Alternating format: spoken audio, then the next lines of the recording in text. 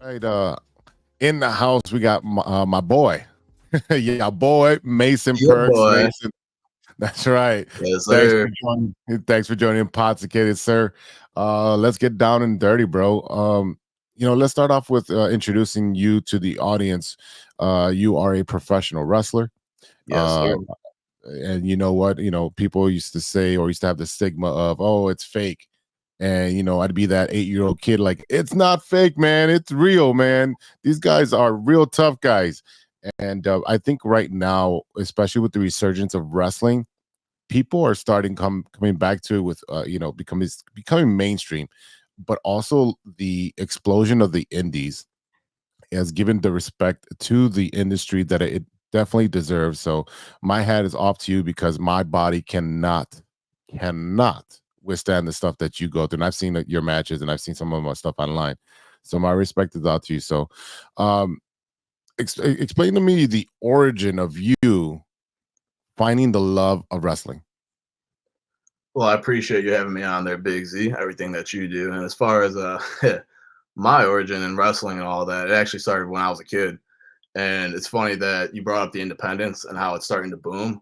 And it's Hmm. really exciting for me because I got so into wrestling in like 2010 when I was 10 years old because of the indies and the company that I would later go on to start my training at, POW Entertainment, which we'll talk about that plenty, I'm sure. Hmm. Of But course.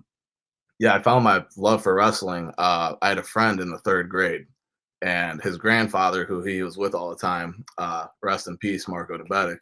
He was a Purple Heart Vietnam vet, salty Right. vet, loved wrestling, dude.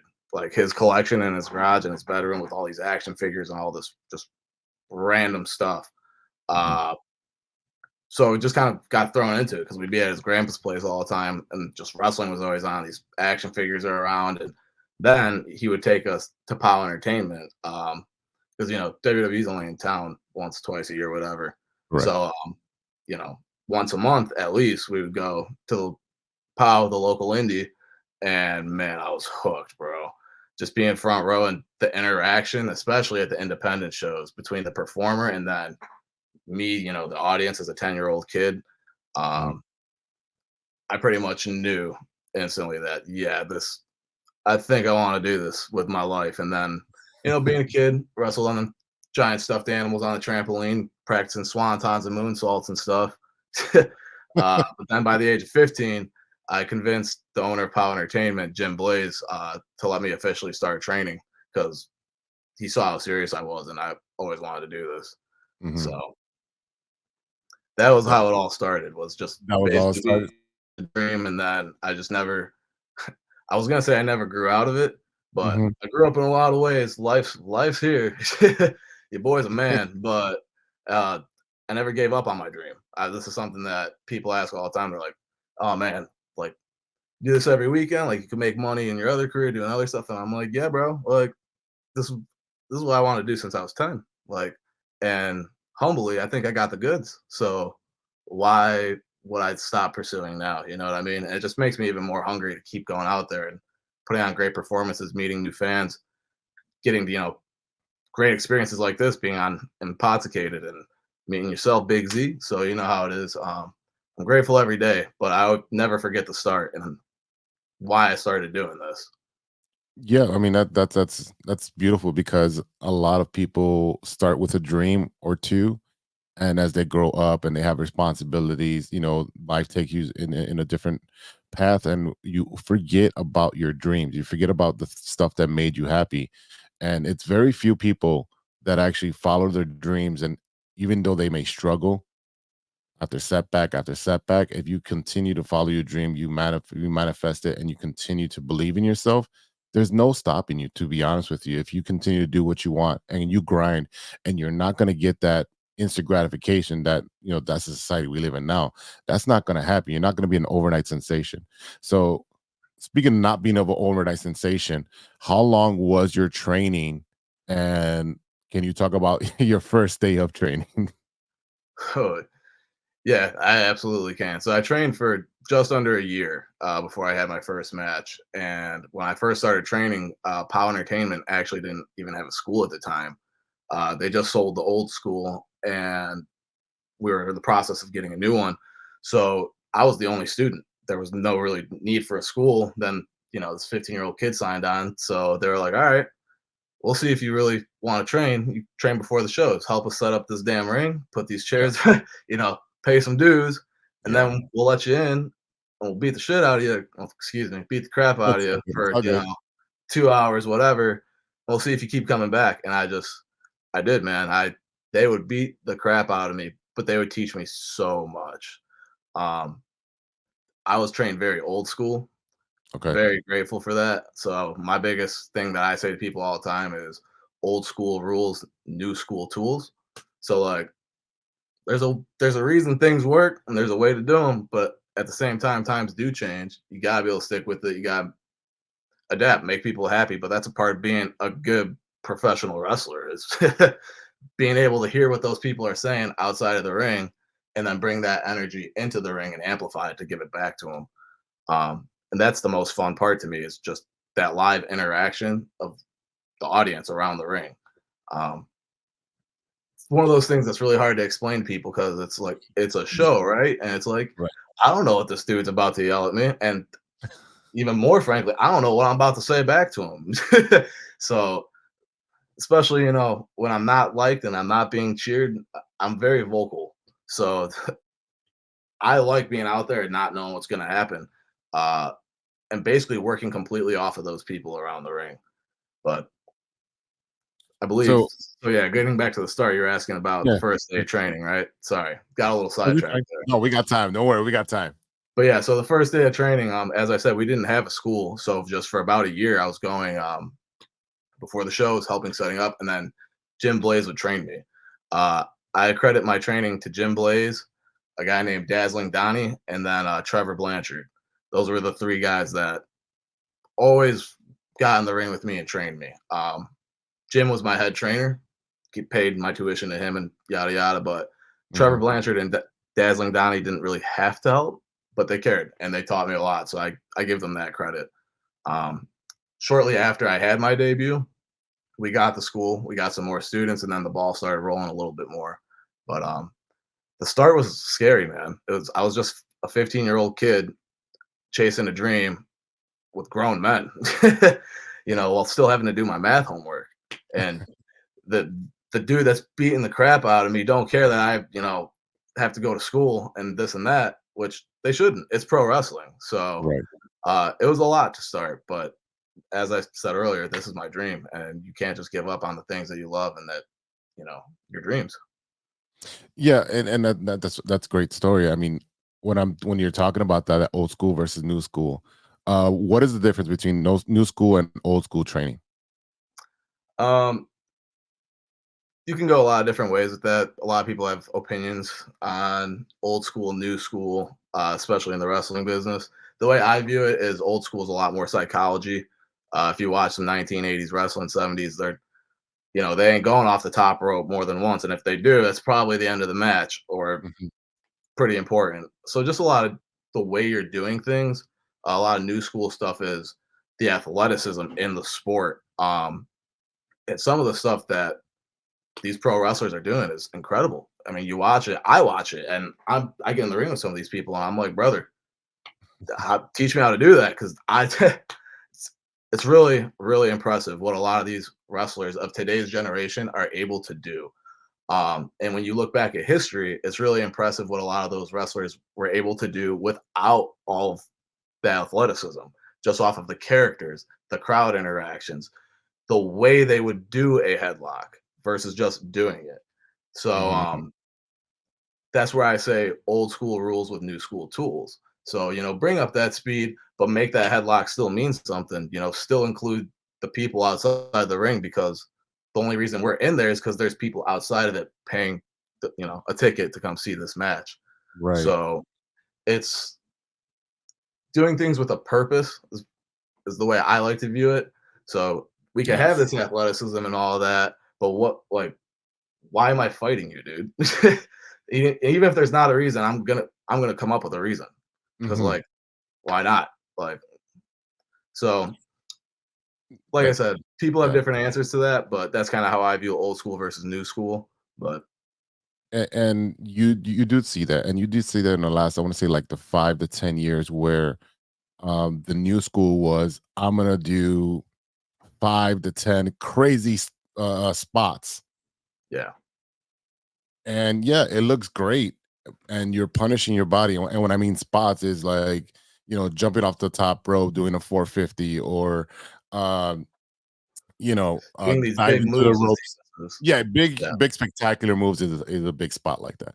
And if you're doing, 5 to 10 of those a match, is like, okay, it's a great. It looks like a car crash. You can't take your eyes off.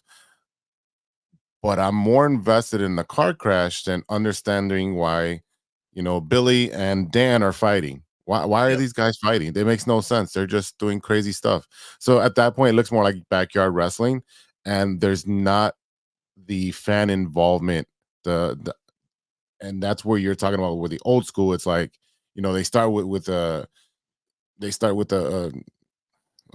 forget. There's some sort of story being told, whether it's between the There 2 is. characters, somebody wronged the other person, someone, the good guy sticking up for somebody, but, like, and there are times in wrestling when it is pro wrestling. We're gonna have matches just for the sake of having matches, and that's Right. okay, but in the sake of this match, for however long it is, 5 minutes, 20 minutes, whatever, we can tell a story now.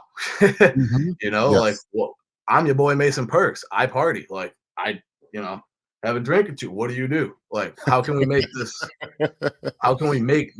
something? You know what I'm saying? Um, every wrestler has a different mentality. I Mhm. kind of compare wrestling to independent music to a lot of people. It's your own thing. It's what you make it. As long as you can make it work for you, and there's a market out there for it. Um, so when you're out and you're doing these things and you're working with other wrestlers, and these you can make something really beautiful if you implement your characters, who is each individual in the ring right now. Mhm. Like, you happen to be in a six-man ladder match uh that I was at, or Yeah. excuse me, you were at a six-man ladder match that I was in. Haha.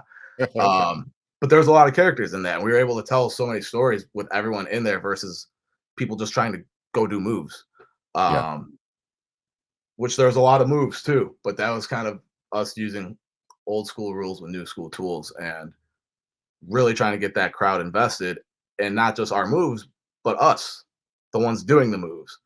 I got headbands and t-shirts I want people to buy. So they have to know that it's your boy Mason Perks that's doing this move. Yeah. And that's really important to me. So No, and yeah, that's what's kind of getting to, is that you have to create emotion. So whether you're a heel and you're trying to get them to hate you, or give you the middle finger, and they talk back to you, which also just gives you fuel back if you're a heel to talk back to them and be creative. And it's a little, like you said, it's more intimate at an independent show, because there is no, sometimes there is no guard railing. It's just chairs yeah. around the ring. So you get to get really close with these fans. And I was there at that show, and the fans were literally giving it back to these guys. And sometimes I'm like, wow, the audience can overstep sometimes, Yeah. and they can get real personal, because they feel entitled. I bought this ticket, I can say whatever I want, and gladly, like I don't know, Well, maybe I'll you have say a this, story. if you buy the Yeah. ticket, not to interrupt you, you No, can no, you're say good, you're good, you're you good. can say almost whatever you want. We, Okay. as wrestlers, we're like, we want you to be loud. We want you to say what you want to say. Write signs. That's why we're doing what we're doing. Hmm. But don't come in the ring, and don't Yeah. and don't touch us. Yeah. Because it was literally just a month or two ago. One of my good friends was in the ring, and a fan tried to grab at his feet and pull him out, and it didn't go too well for the fan. um, we're performers. We are trying to evoke this emotion out of you guys. That's our job. And trust me, you Mhm. guys are getting emotions out of us too. When I'm in that ring and like, I'm in it just as much as you guys are, and that's the whole point. That's the love of it. But at the end of the day, like, I'm not gonna swing on you. I promise, because I'll go to jail. Like, Mhm. as a as a fan, it's a good idea. Like any sport, like, you're not Oh yeah. gonna grab the football players' shoulder pads as they're going through the tunnel or whatever. Like, it's just respecting the performers.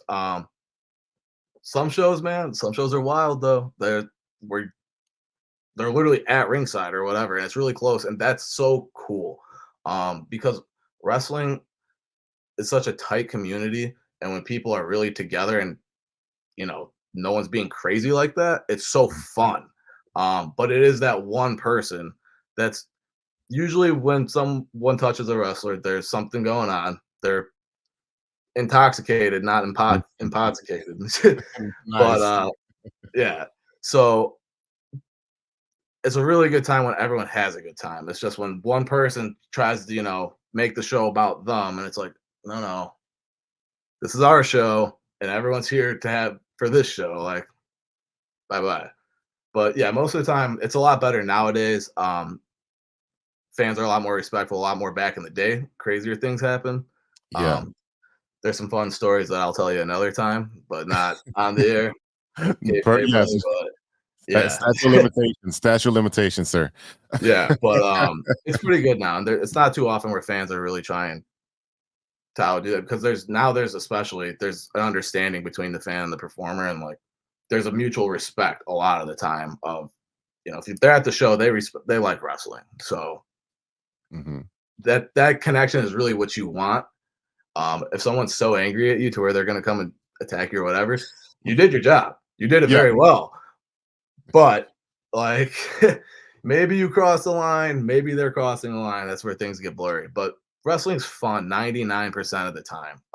And that's what it should be.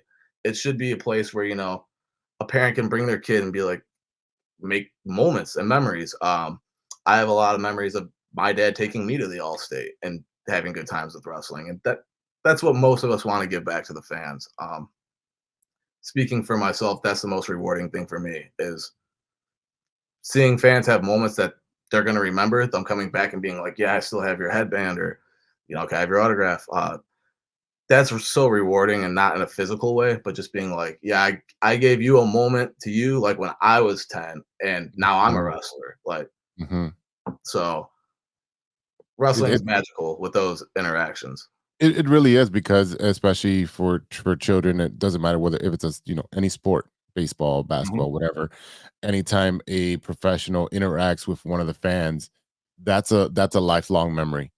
Yeah. And you're like, oh, that's my guy now because he talked to me or he signed my autograph, and I don't care what anybody says, he was nice to me, and that's my guy. And those are magical moments. And even me, and then we talked a little bit off air. Like, I just went to the last WWE show, and I was telling you, I popped like a little girl when The Rock came out. Yep. I've seen The Rock over 40 times, The people's champ. wrestle. What are you supposed to do?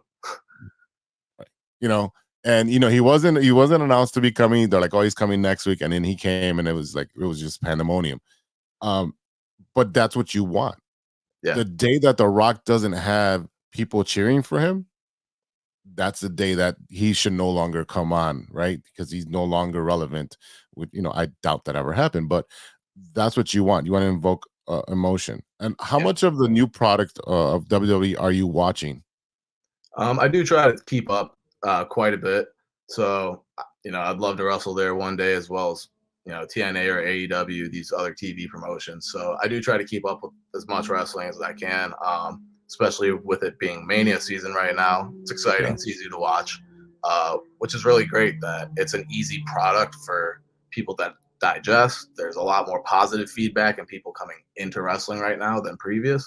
Mhm. Um, so yeah, I'm trying my best to really keep up. I am excited for this year's Mania. I think it's going to be a lot of exciting matches.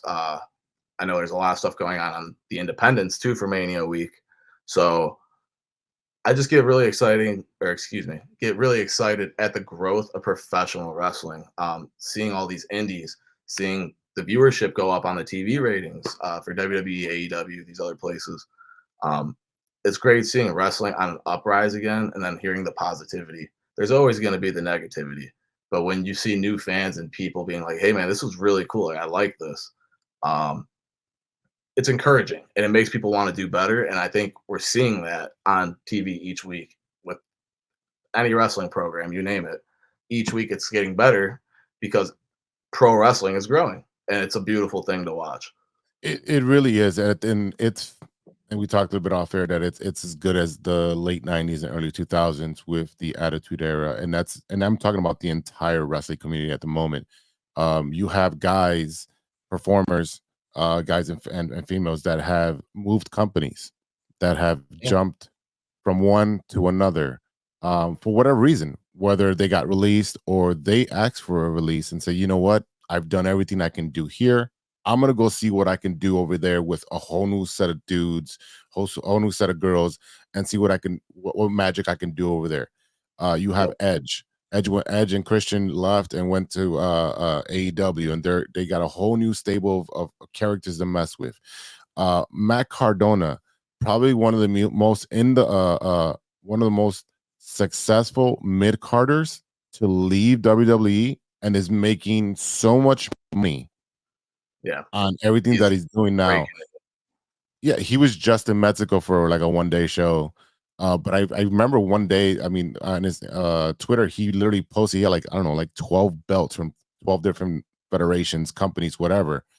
And he's like so over because of he changed his persona. He evolved, and he went from the Jersey Shore looking guy to now the deathmatch king, and being more hardcore, and being going from a good guy to a heel, Yeah, to being a bad guy. Um, what do you think about that? Because obviously you're a little younger than me, but for me it was WCW and WWE, and it was crazy to see someone jump from one to the other. With right. now with so much fluidity, what is your opinion on that? It's amazing. It's if any wrestler's complaining about it, then I don't know what they're talking about because it's just more jobs. Yes. The 5 years ago, I believe AEW wasn't even around.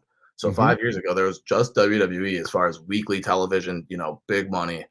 Yeah. Then AEW came around, and that shook the whole world up. Look at where Impact is no longer Impact. It's TNA now again. It's back to TNA. They're Yeah. doing just fine. They're doing Mhm. great, and they're continuing to rise. And getting stars like Nick Nemeth, formerly Dolph Ziggler. Speaking Yeah. of the One of my fluidity, favorites. great, yeah, phenomenal. Study a lot of his work. But continuing on with that, this Yeah. fluidity, it's great because it just creates work for everyone. As far as the wrestlers, it gives everyone more job opportunity, places to go get exposure. And Hmm. then for the fans, there's so much more out there now. AEW is a much looser product than WWE. I listen to a podcast every day. It's technically a radio show. It's called Busted Open. Yep. With Bubba Yep. Ray. And yeah, great show. Yeah. But they have fans on all the time, and you could hear just between fans' opinions of AEW fans and WWE. They're like, well, I like that it's kind of gray in AEW, and I don't know if he's a good guy or a bad guy, and people cheer who they want, and it's more sport Organic. like versus Hmm. people on the WWE side. They're like, I like that it feels like a show. There's story, like these are character. It feels larger than life. Um, so there's both sides, and then it gives the fan more options as well. So the boys are getting more money and work, and the fans are. It's opening more doors for more fans to come in, which in turn makes everyone more money and more shows, happiness. Yeah. It's great for everybody. The more these companies get on TV, and the more talent can help, get around and expose these companies. Like Chris Jericho, for example, helped AEW tremendously by him being the first transferring from WWE to AEW and really helping bring it up. Um, so I think the fluidity helps the business, and then the companies themselves is good as a whole for everybody. So as of right now, it's going really well. I think. Yeah, I couldn't agree more. I believe that just even with New Japan Wrestling, and you have Mhm. AAA, you have all these worldwide companies now saying, you know what, can you guys come over here? Can we Yeah, swap some talent? That's all making money. You're bringing in a name, you're sending the name over there, and it's almost to back to throwback wrestling where there was territories. Like, yeah, hey, we're gonna borrow this guy for about 3 months. We're gonna put him in a storyline with X, Y, and Z, and he'll be back in 3 months. And we'll swap some talent, and it just makes for a fresher product on a weekly basis or monthly basis. And right, like we were talking about, wrestling is just so exciting. It's like it's to a point where you can bring a non-fan and just give them whatever recent show, and they can be like, "Oh, I get it right away," instead of being like, "Oh yeah, you." So there's this storyline that started 2 years ago, and you got to Yeah, you gotta understand, know. and that's too If you much know, for you a new know. fan. Yeah. Yeah. Keep it simple, stupid is, usually what my motto for Yep. when I'm teaching. Kiss Just it. keep it simple. Yeah, kiss it.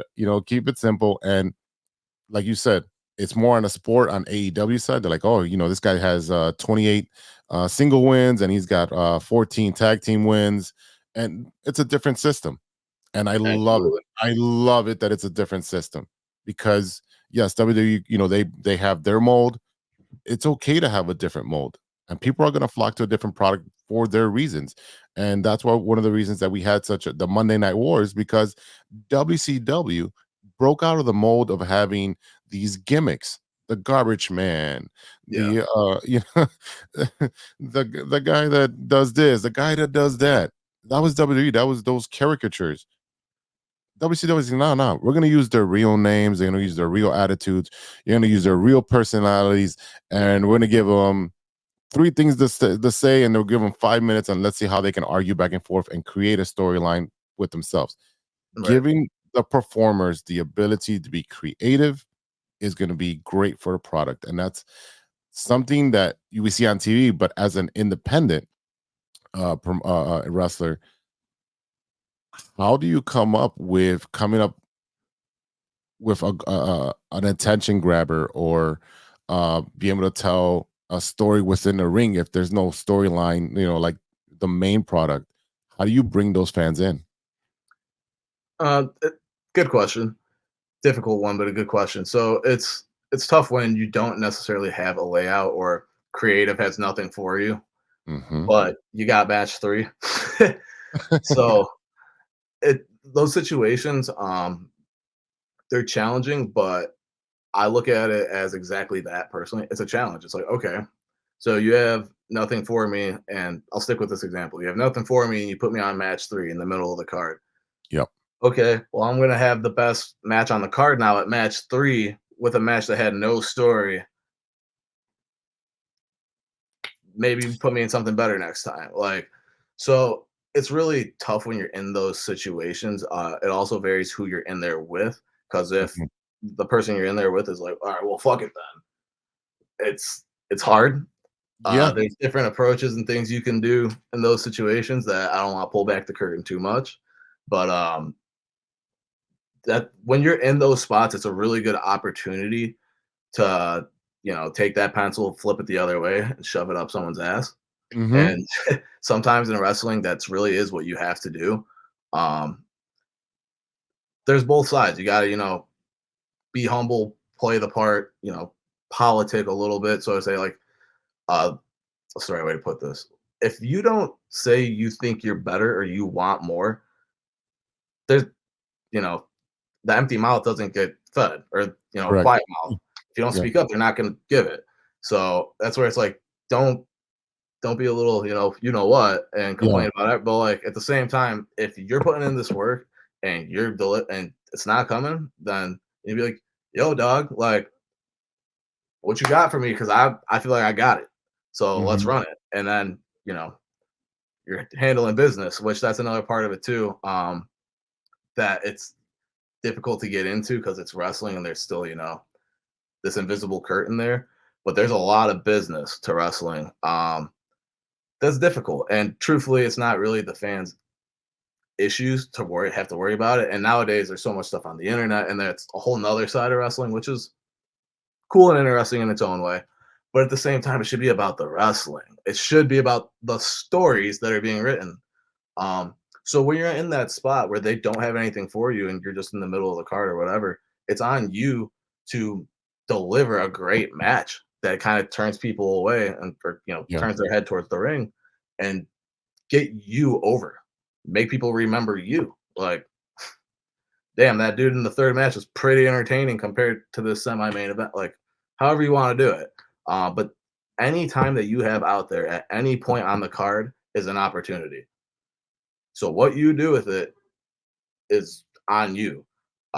Even if it's only a 30-second promo, make that 30 seconds count.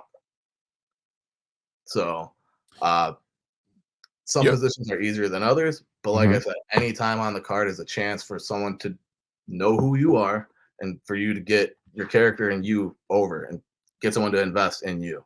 So, Yeah, and I couldn't agree with you more. And I think, especially right now with the digital era, you have to make every single opportunity count because everyone's got a cell phone. yep, You don't know where this is going to be sent, where it's going to be uploaded to, who's going to see it. So yeah, I got the third match, and I really don't know this guy because they asked me to come to this promotion. I got to wrestle this guy. I really don't know him. You know, we've got 15 minutes to come up with a match. All right, cool. You make the best of this situation, and Brock Lesnar just say, we'll make chicken salad out of chicken shit. yep, That's what we're gonna do, right? Speaking of Brock Lesnar, I saw his dark match when he was in Chicago when he first, they brought him up, yeah. and I was like, I was gonna go to There the you concessions. Yeah, and I'm like, this guy's Yeah. an animal. He's huge, and I stayed, and he Beast just, incarnate. yeah, yeah. I mean, he just really demolished the way smaller wrestler that he put him in with. I Right. mean, obviously they do that to enhance him to make him look good. But like for or independent wrestler, if they put you in that position, like, all right, well, you're with this guy, you make the best of it because what if there is a talent scout from a bigger company? Yeah.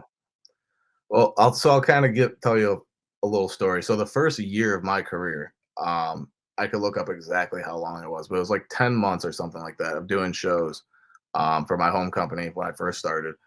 I didn't win a match.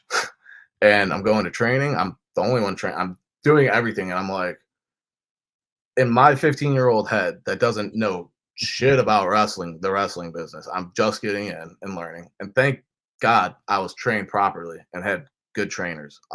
Now that I'm 8 years in, I'm so grateful for my beginning.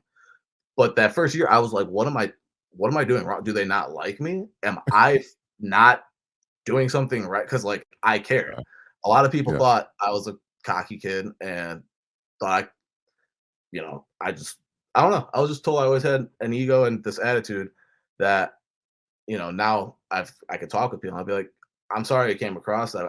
I always cared so much about it, and like no one ever believed me.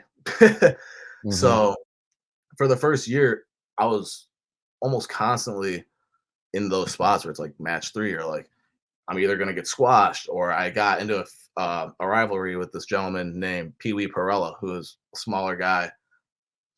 Again, look in hindsight, so awesome, genius, so much psychology. Um, but at the time, I was losing consistently to him, and I'm like, what's wrong? But after being in that spot so many times, one day the light bulb clicked of, it really doesn't matter what match I am. It doesn't really matter what that sheet in the locker room says. All that matters is what I do in the time that I'm out here. Whether Hmm. I win, I lose, I get cheered, or I get booed. All that matters is that these people are loud the entire time I'm out here. And then once that light bulb kind of clicked, I was able to build on that. And it's like, okay, so since A, B, and C doesn't necessarily matter, that's just what it is. What's the best story that we can tell to get the loudest reactions for the longest amount of time throughout the entire match? So long story to your point here, No, it's not. but No, it's long. being in those put in those spots sometimes can teach you some of the best lessons. Um, because you implement it. And that was a great lesson for me to learn where it's like no matter where I am on a card, that is my opportunity and my time to be number one. And you can have the from match one to the main event, any of those matches could be the match of the night. Just because it's the main event doesn't mean it's gonna be the match of the night. So you know what I mean? Very So true. Very that was a true. great lesson I got out of out of that exact very difficult situation. But that's kind of like a mentality thing. If I would have choose to look at it so negatively, maybe I wouldn't have gotten that. So it's just staying headstrong, keeping your head out of your ass as you're going through a very difficult business. Um, and like you said, making chicken salad out of chicken shit sometimes. Yeah, sometimes you've got to do that. And I think, being young in the business, sometimes you're obviously you're not mature mentally. And it's like, and learning the psychology of wrestling, it's also like you're learning that every single day. And it's literally taking another piece of the Lego and building every single time you're in the Yep. ring. And, you were equating, well, success equals me winning a wrestling match.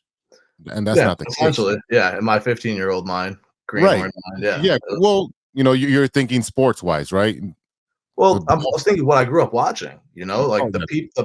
the main eventers are winning, like, they're not losing every match, like so I just didn't understand the business yet, and, Mhm. like, I never whenever, this whole year would happen, it's not like I look at the sheet and I'd be like, I was always yeah, absolutely, like, I'm excited just to wrestle, but, like, in my head and after towards the end of it, I talked to my trainer, I was like, "Am I doing something wrong here? Because like, I feel like I'm doing something wrong," and I remember the conversation, yeah, he's like, "It just hasn't clicked yet. Like, you'll learn, it'll click where nothing matters as far as what's written for you. Like it does, but that's not of your control type thing. Mhm. Like what is in your control is what is on that sheet with your name on it. Like, so go make it happen." Um, and basically, I'll pull back the curtain a little bit for this one. Ooh, I love Um, it. there was a match. It was a cage match. The only cage match I've had, ironically, and this was a while ago. I was in that rivalry with this Pee Wee guy, and I thought that was gonna be my night, man. I was like, this is it. This big build up, the cage match, like this is my payoff. I'm going Yes. over. So long story short, I did not go over. Basically, which was fine. I was prepared for that to not be the situation as well, because like I'm being taught to be humble. So I'm like, okay, I want to think about me. I want to think about the match. But like again, I'm a kid in my heart. Like this is it. Mhm. Um, so I basically got the news of no, you're not. You're losing again. So I was a little upset. My trainer could pretty much, um, he could see it. He was like, "You thought you were winning tonight, huh?" And I was like, again, like, I did I put in do the something work. wrong? Yeah. And he was like, "Mason, listen to the crowd at the end of the match." And I was just like, okay, all right. And then he was the special guest referee in the match, Jim Blaze. So Nice. he knew exactly what he was doing. He's over 30 years in the business now, so he knew exactly what he was doing. But the finish was so good. Psychology, the way I lost him, it was so good. And everyone like me was like, yeah, tonight's like he's going. So when I did it and laying there, getting pinned, hearing the reaction around the ring as I lost, as I was like, I was thinking tonight's my night, I'm gonna win. But hearing the reaction when I lost, that's when it clicked. I was like, oh, this is probably louder than if I would have won. And I was Mhm. like, and then we got to the end. Joe was like, did you listen? I was like, I got it. I see what you're saying. And that's where it's like some people get so caught up on winning and like, oh, I need to go over. And it's like, no, you need to tell a good story. You need to get these people invested in what you're doing. Those people thought I was going to win so bad. And so when I did it, and it was a good screw job. So So when close. they were so, what the, and it was just so much heat. And it's like, oh, let's see if another match gets a reaction like that at the end. And that's where it's like, that's the storytelling, the psychology. Again, I don't have to win to tell, the best story. Um, I don't know. That was definitely a light bulb moment though, where it was like I was such in one mindset beforehand, and then I was just literally listen to the at by do it and listen to it at the end, and I just listening to that reaction. I was like, ah, got Yeah. it. It was a good story told, a better one than if I would have won there. Um, so that's the beauty of wrestling is the ride that people get to go on through the psychology, the booking, and all of the roller coaster ride of professional wrestling. And that story kind of reminds me of Dolph Ziggler, right? Nick Nemeth, Yeah, where you know I think he didn't win a match for over 2 years. Yep. He was mid card and he was being used to put people over. Um, but the crowd reaction that he would get because people cared for him so much because Yeah. it's like, man, this guy's trying so hard and he's almost there and he's almost there. And then there was that one time where he did win the championship because the crowd was so behind him and they're like, he's so over. We gotta give him the chance. Let's go. And the payoff was so huge and the pop was so huge. It's Off ironic you bring that up. I watched that literally last night. I heard something about it on a podcast like a day or two ago, and I was like, "Yeah, I yeah. wanna watch that again." And then I watched it last night, and I was just like, "Ah." Yeah. But that's just it. Actually on Busted Open, Nick Nemeth is one of their new hosts. Oh, He beautiful. talked about that, cash in and basically how a little bit of the behind the scenes of it, and that's what made me wanna go back and watch it again. Mhm. Um, I suggest you listen to it and then go watch it because he's the psychology, so good. And, like, I do enjoy moves and, like, the athleticism, what people can actually do in the ring, but what really does it for me is the psycho when things make sense. My biggest thing in wrestling is believability. Yeah. The cat's out of the bag. It's a show, but boy, can you pull people in when you do it right. And 90% of the people that are there because they want to be pulled in and want to go on that ride. So you can give people a really magical and unique experience through wrestling. That's just incredible. Yeah. I know we're speaking about, talking about different going back and watching matches. Um, is there a wrestler or wrestlers that you'll go back consistently and watch their work? Um, hmm. Consistently, I would say no because I'm trying to usually switch it up. I try to find something that I want to study and do, like a move or some psychology, and then I'll go watch that footage, study that. Same thing with when I'm just going back. I try to find things that stick to me. Like Mhm. I'm trying to think the right way to put this. I like to skim through because everyone has so much. There's so much wrestling, especially when you start going back in time. Mhm. Um, So I'll find stuff that I like, and then I'll be, oh yeah, I'll watch another match of that. But I'm not necessarily like, oh, like this week, Ultimate Warrior all week, or whoever. Um, I try to switch it up and keep it fresh, but I do study essentially. I like to go back and watch my matches. I like to watch Mhm. my opponents that I know I got coming up, and just people that I respect on the independents as well. Just because you never know when you're going to cross paths with somebody, including the people on TV.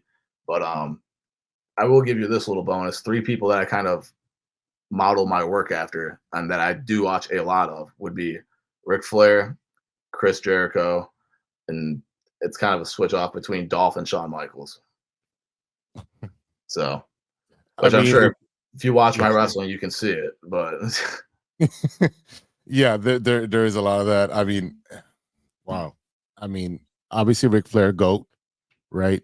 I literally just last weekend, not this past week, but the week before that, I rewatched Shawn Michaels and Ric Flair's retirement match. oh man, it's good. And I remember, and this last time was probably the first time I didn't cry. Just Did because the you psychology watch of it from it. the start, entrance and all?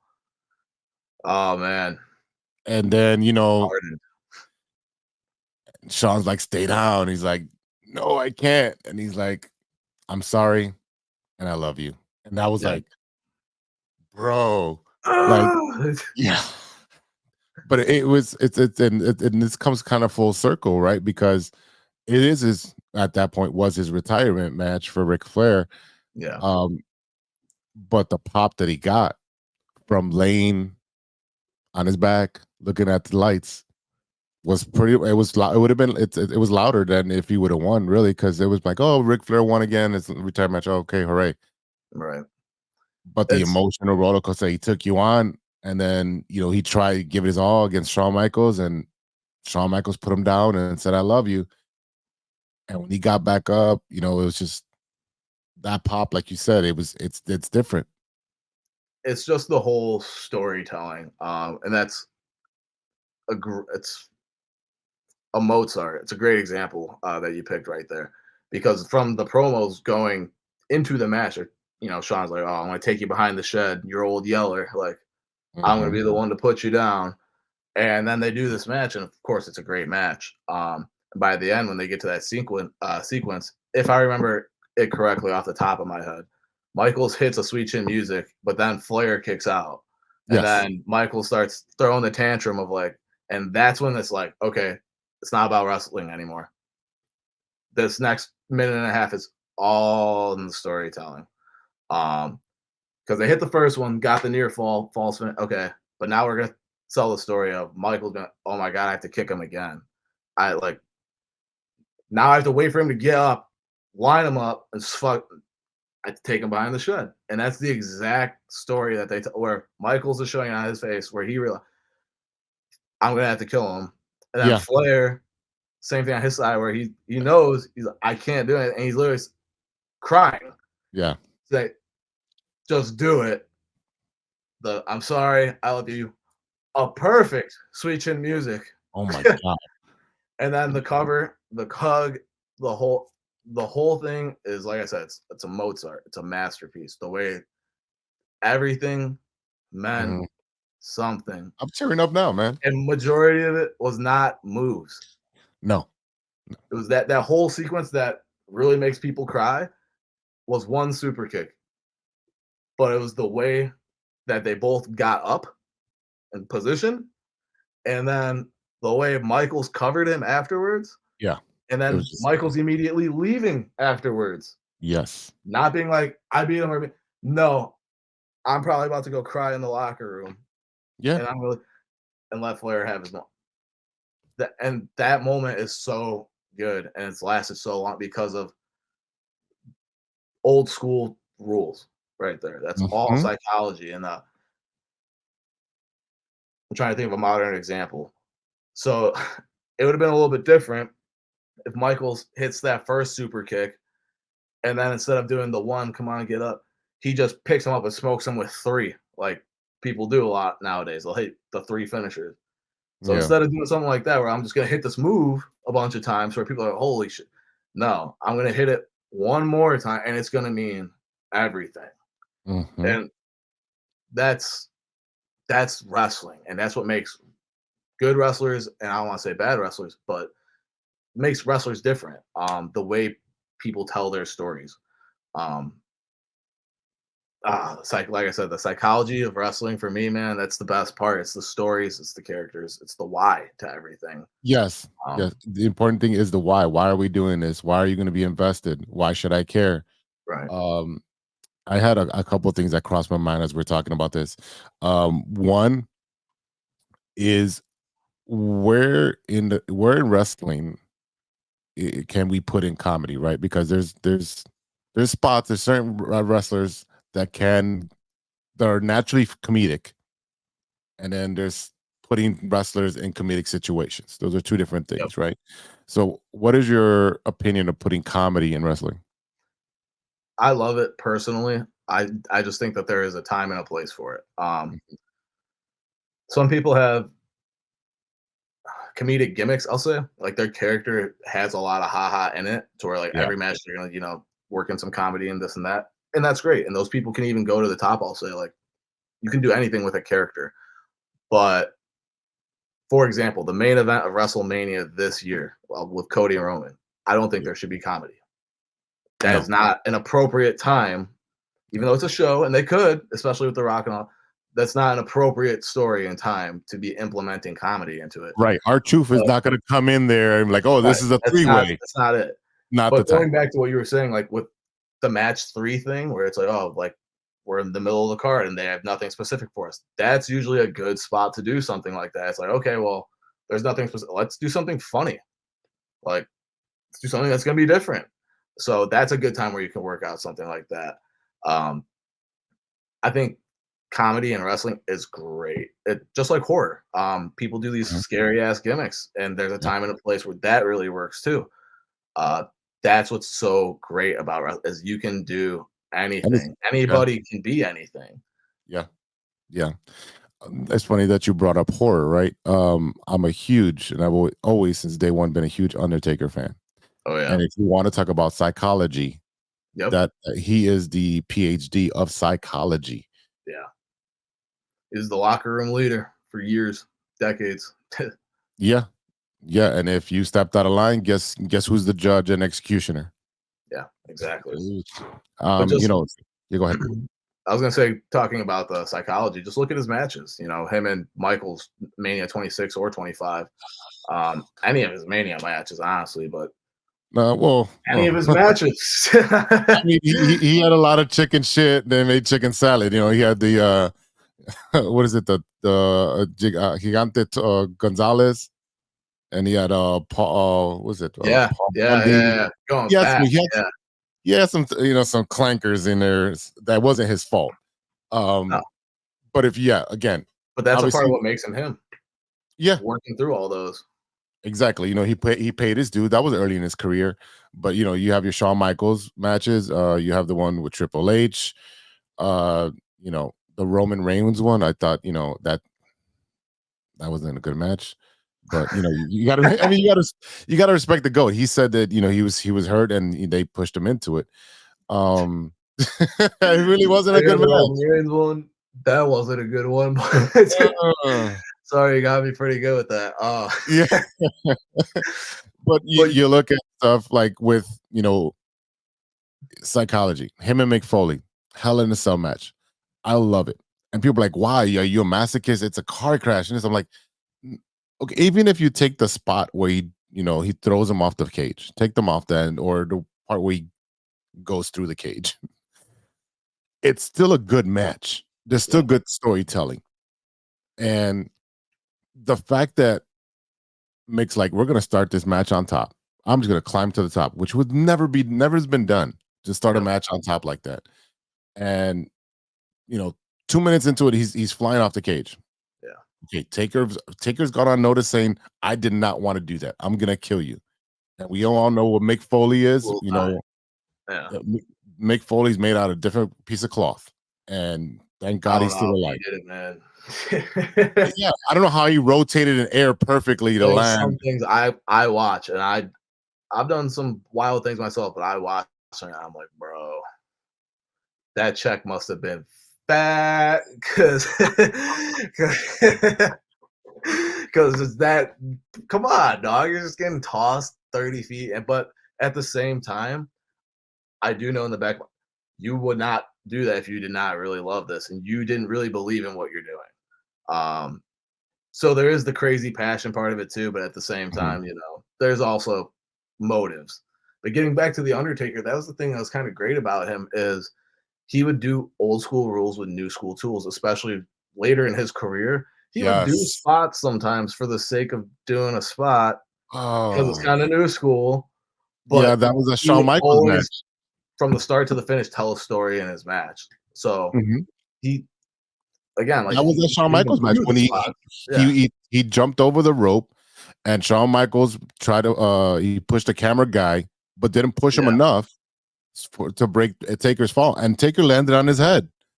And I'm like, how did he not, die? I mean, those are the ones that scare you. Like him and the leader dive through the rope that she landed on her head and yeah. flipped backwards. Those are the two that really, really scared me. Um, It's really scary, man. It's every time we lace up our boots and we walk through that curtain and get, in that squared circle, we are putting our lives on the line. I've seen my good friends get really, really hurt. I'm talking broken legs. My trainer Dazzling Donnie, I was telling you about, I yeah. watched him snap his leg. Mm. Um, went with him to the hospital. It's it's a show, but man, let me tell you, I hurt every day. I know. I saw you I'm after your match. 24 I'm years like, old, and like I get out of bro. bed, and I'm like, ugh. So I mean, but we love what we do, and the adrenaline while you're out there is kind of the scary part because like you'll get smoked with a chair or whatever. And don't get me Mhm. wrong, it hurts, but like you got to keep going. That's what you signed up for. That crowd's roaring, and that's what I live for at least. So like you get through it, but then it's usually the car ride home. you're cool when you're in the locker room with the boys, changing. Yeah, we're gonna go have some beers or whatever. But like, you get out of the car when you're home, and then you almost fall out of the car, and you're like, oh yeah, that's right. I did have a actual very physical wrestling match tonight, You're you're regardless of the fact that it was on a show. you're I crawling can't move. you're crawling Yeah, out of the car like in Wolf of Wall Street. Leonardo DiCaprio is like, oh my god, his dude. body just doesn't work. Yeah, there's been a few times where like you forget because you're half asleep, whatever, and then you're like, all right, thank God we're home. You go to stand up, and it's just like, oh yeah, no. Especially I've actually ripped my meniscus in wrestling, Mhm. so especially when I was first getting back and getting my knee used to it again. Yeah, getting out of the car, no bueno. Oh man, this is awesome. I can't remember the thought I had, but I while you were talking, I pulled up one of my favorite villains of the 80s and 90s, Rick Rude. How are you familiar with his work? Oh yeah, ravishing. Ravishing Rick Sweat Rude. hog, inner city sweat hogs. Shut your mouth. Yeah. Yeah, ravishing. I really enjoy characters, Yeah, gimmicks, which especially back then, Rude would get, people's faces on his tights and he would get their have his way. wives' Yeah, faces on dude. his tights. Man, you talk about Great, psychology. great, amazing. Yeah, I loved Rick Rude. Very entertaining. God, I just watched one of his matches the other day. I'm trying to remember who it was. Maybe it'll come to me. But anyways, yeah, I really enjoy old school wrestling. There was a lot more psychology implemented, and just everything meant something. There wasn't a Mhm. whole lot of moves for the sake of moves, which again, it's fine. I don't necessarily have an issue with, but I personally really enjoy the believability, one hold to another hold, and the whole time the guy has them, versus just movement. So yeah, I'm familiar with all the goodies from back in the day. That's awesome. All right, a couple more things before we let you go. Um, Best in ring performer of all time. Man, the first one that came to mind is Ric Flair. Okay. I am thinking about it. I think there's a lot of different ways you can kind of take that question. I think you could put Chris Jericho in that argument. Hmm. Um, Yeah, you for can. everything that he's been doing with AEW, WWE, WCW, ECW, Mexico, Japan, like that argument could be made. And then Yeah. you could also take it old school with like Bruno San Martino. Like, so, hmm. If I Again, had it's, to pick, I would yeah. probably say Shawn Michaels or Ric Flair. If I had to pick, Yeah. Best, I'll give it to Michaels with everything he's doing with NXT now and giving back and coaching, and that I might say Michaels on that. most underrated wrestler right now. Most underrated wrestler right now. Hmm.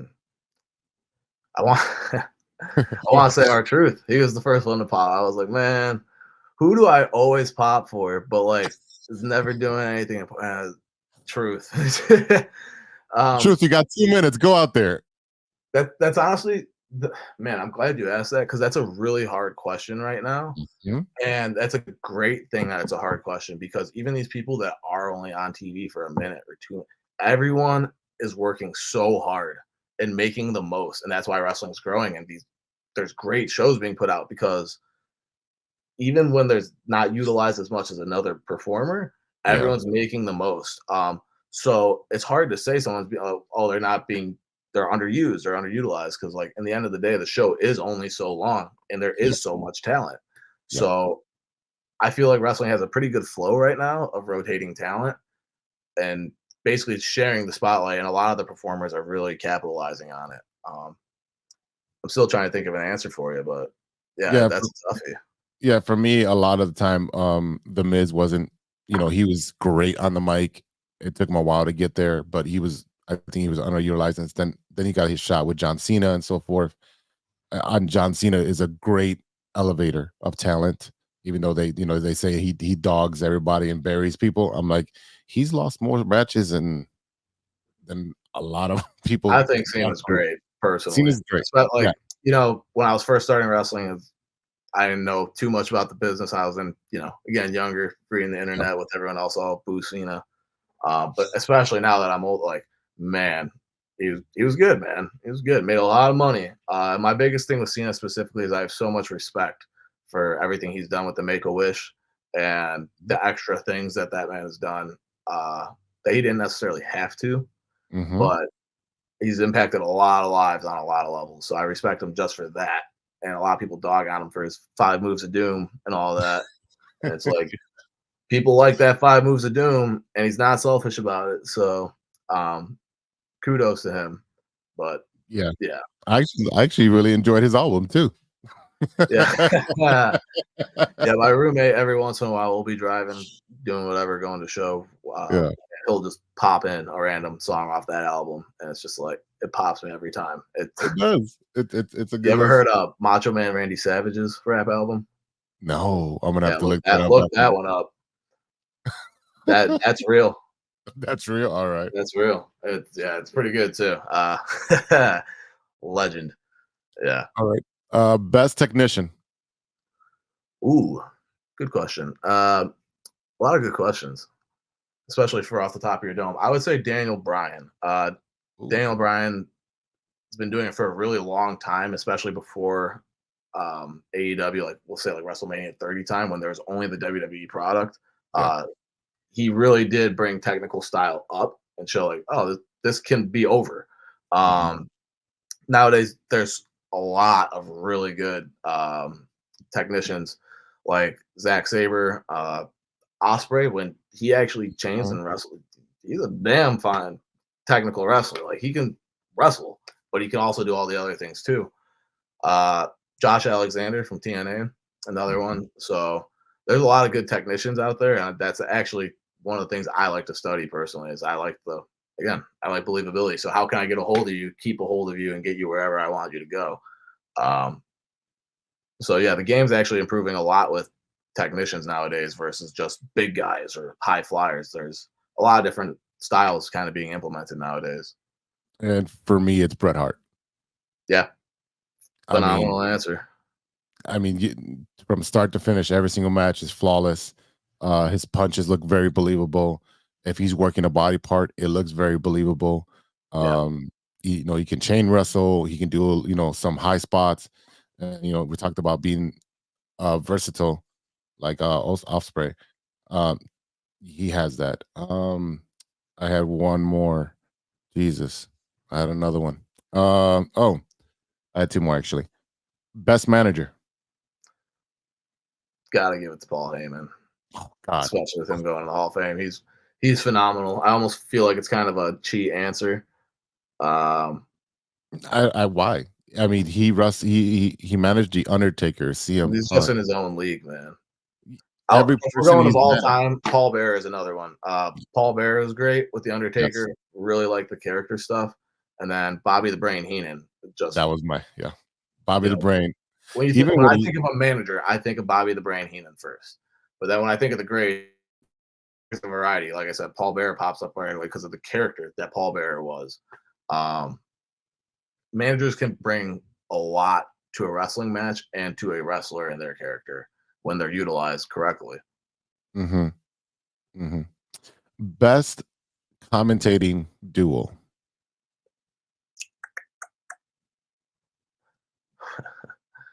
Uh, first one, first one to come to mind is Jr. and Jerry.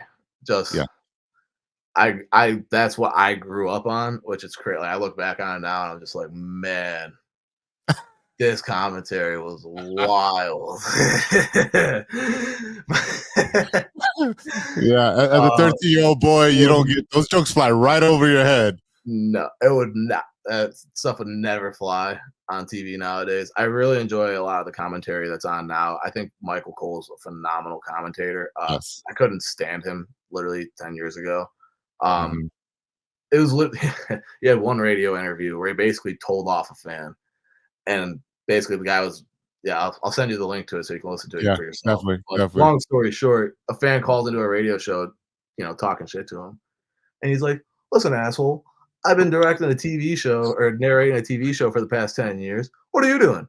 I'll tell you what you're doing. You're calling a radio show to talk to me. and, Talking about and ever burn. since that, yeah, ever since I heard that, I looked at Michael Cole a little different. And then over the past like 5, 6 years, where he's really clearly been the ringleader, it's like, damn, this guy's really good. And like, give him his flowers, which people have been doing recently, which is nice. But Corey Graves, him and Corey's nice. Pat's a nice mix up too. Um, yeah, I guess I had to say Jerry and Jr. Just It, just for it, the it, nostalgia. yeah, it's Jerry and JR with a close of Gorilla Monsoon and and why can't I think of his, and we just said his name. Um Bobby Heenan. Because Bobby Heenan was on Yeah, point. that's right. He was so on point, and him and Gorilla were great. Um, so yeah, but him and Jerry, Jerry and Lawler and Jr. I'm sorry, definitely that '90s attitude era, the puppies and just the Look, ridiculous. Jr. Yeah, Yeah, there's just I look back at it, it was also the time too. There was always people on guest commentary and other good stuff, and just both of them were just so quick with everything. Obviously, like yes, the nonsense, but like the wrestling calls, when it was time to really like focus on the story, they were so good at that. Like there was a lot of nonsense, but like they were a phenomenal commentary duo. I think what we got now is good. I don't think we need to yeah. go back, but No, we don't have to go it back, still but gets probably my number one. I really enjoy a lot of the commentary that's on now, though. Like Taz and Excalibur, Tony Schiavone are very entertaining on AEW as well.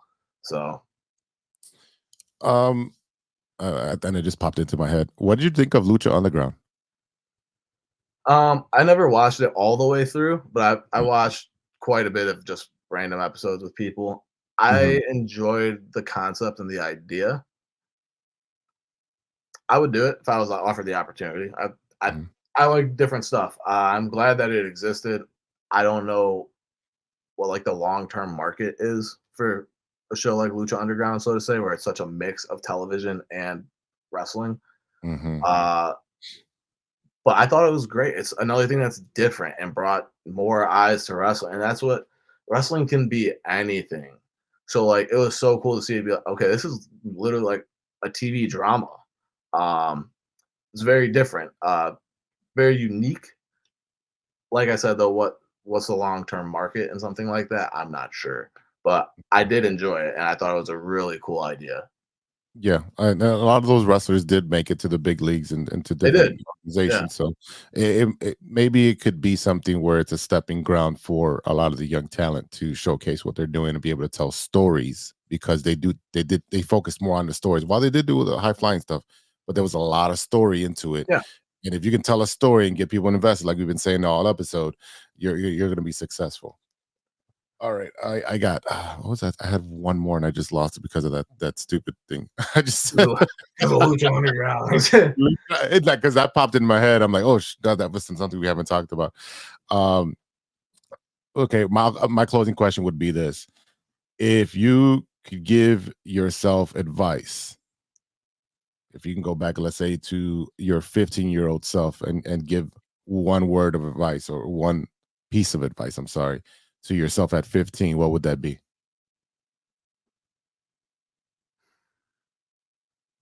Good question, which I know I've said like 5 times. That was No, it's shit. okay, but if That was I'm a great making you question. think, That if was a I'm deeper making one. you Yeah, think, that was I'm a just lot rolling back personal. and forth. There's a lot of things because, like, I don't know, transparently, I thought my life and my careers would be in different places at this point since I started wrestling at 15. Mhm. But I don't question life. I know the work I put in and all that. So, like, if I had to give advice to my 15-year-old self, I think what I would say is it's not going to be what you expect, or it's not going to go the way you expect exactly, but never give up. And it's going to be beautiful because the experience I have had so far, it's been very difficult in a lot of ways. But if I died tomorrow, I'd have a lot of memories that I could replay from wrestling and fan interactions and moments that I have had. Um, am I in the WWE or wrestling on TV in a nice house right now? Like planned on? No, I'm not. Have I put in all the work to be in that position? Yes, I have. It's just not God's plan for me right now, and I'm not the one to question that. So if I could give myself advice, I think it would be that. It's because I was so set on that vision of like I Mhm. have to do all this work so I could be here by this time. Like I always wanted to have a family at a younger age and all that. So like things are so different from what I envisioned.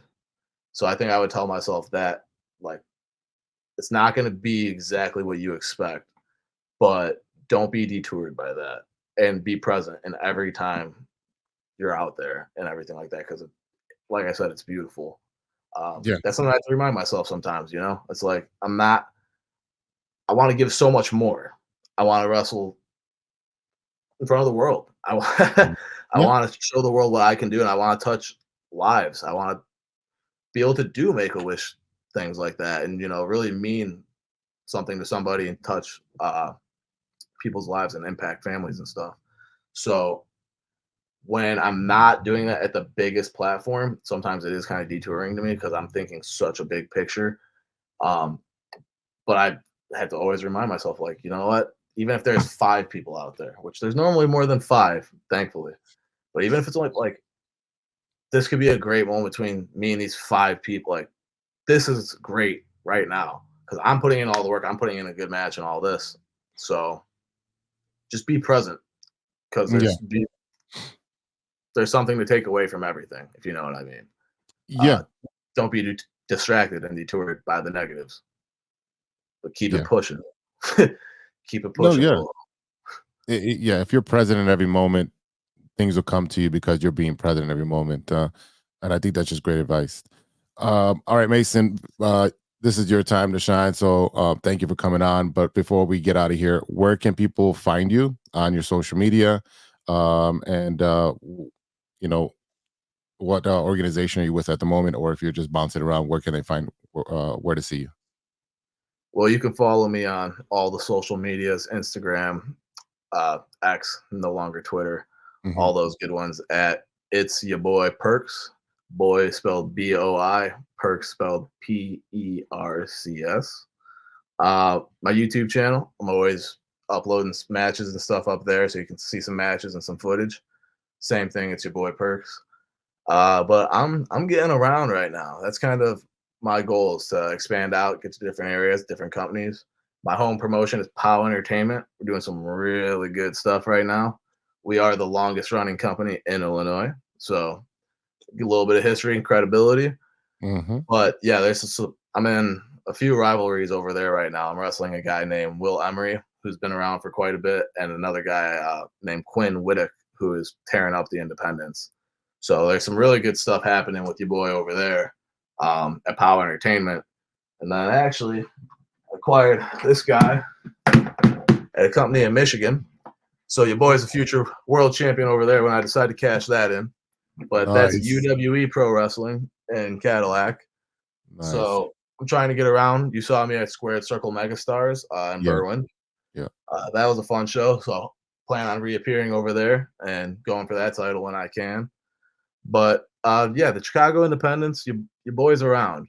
So I highly encourage people give wrestling a chance, man. If you're iffy, if you have a kid or somebody that's into it, like, just go and have fun, have a beer, have a beer, do Yeah. whatever, like get loose, like hang out. It's a show, and we're killing ourselves to give you guys a good time. So if you want to have a good time, man, we'll give it to you because boy, do I have a good time when I'm out there. That's a fact. That's a fact. All right, Mason. Thanks for getting Potscape with me. I want to have you back because we can talk wrestling for days, and I'd love that we can just go back and forth. So I do have I have more questions in my head. I'm gonna write them down for the next time you're on. But I would love to have you back on. And if everybody that's watching and listening, please check out your boy Mason Percs, BOIPERCS. Find him on Instagram and on Twitter and or X, whatever you want to call it, and check out his YouTube channel for his latest matches. Check him out. Again, Mason, thank you for giving me the honor of being in Podskated with me. Or you giving him? I'm a I little. know. Probably. burned out already from working and and doing it. But thanks for being in Podscape with me, man. Yeah, brother. Anytime. If you want to get intoxicated, hit your boy up, and then we can do another InPodSicated, and it'll be a great combo. But thank That you would very be much a for great having me, man. combo. Yeah, that'd be a Fun. great combo. Hell All yeah, right, brother. Let's do it. let's do it.